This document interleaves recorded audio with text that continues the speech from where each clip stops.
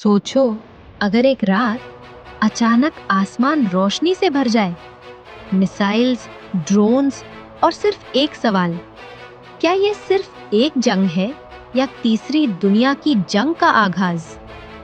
ये कहानी है दो मुल्कों की जो कभी दोस्त थे लेकिन आज एक दूसरे के सबसे बड़े दुश्मन हैं। 1948 ईरान और इजराइल के दरमियान नॉर्मल रिश्ता था, लेकिन फिर 1969 एक रेवोल्यूशन और सब कुछ बदल गया। ईरान ने इजराइल को अपना दुश्मन करार दे दिया और यहाँ से शुरू हुई एक खामोश जंग, शैडो वॉर, जो कभी सीधी नजर नहीं आती लेकिन हर जगह महसूस होती है। साल गुजारते गए मगर नफरत कम नहीं हुई। ईरान अपनी ताकत बढ़ाता रहा, न्यूक्लियर प्रोग्राम मजबूत होता गया और इजराइल हर कीमत पर इसे रोकना चाहता था। साइबर अटैक्स, सीक्रेट ऑपरेशंस और खुफिया कत्ल, सब कुछ हो रहा था, मगर दुनिया के लिए सब कंट्रोल में था, या शायद सिर्फ लगता था। फिर एक रात सब कुछ बदल गया। ईरान ने पहली बार सीधा इजराइल पर हमला किया।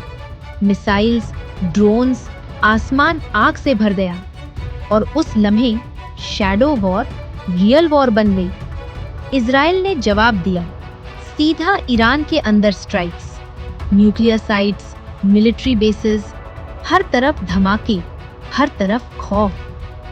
सिर्फ कुछ दिन, लेकिन इतनी तबाही कि दुनिया हिला उठी।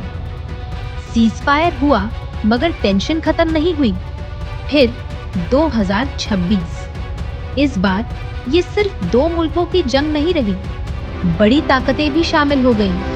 एयर स्ट्राइक्स, रिटेलिएशन और पूरा रीजन एक बैटलफील्ड बन गया। हर नया दिन एक नया खतरा। आज सिचुएशन अभी भी अनस्टेबल है। कभी सीज़फायर की बात, कभी नए attacks, oil routes, global economy, सब कुछ इस जंग से जुदा हुआ है और दुनिया सिर्फ देख रही है। ये सिर्फ ईरान वर्सेस इजराइल नहीं है, इसके पीछे अलायंसेस हैं, पावर गेम्स हैं और पूरा मिडिल ईस्ट। और अगर ये जंग बढ़ती गई तो सवाल सिर्फ ये नहीं होगा कि कौन जीतेगा, बल्कि क्या कोई बचेगा भी।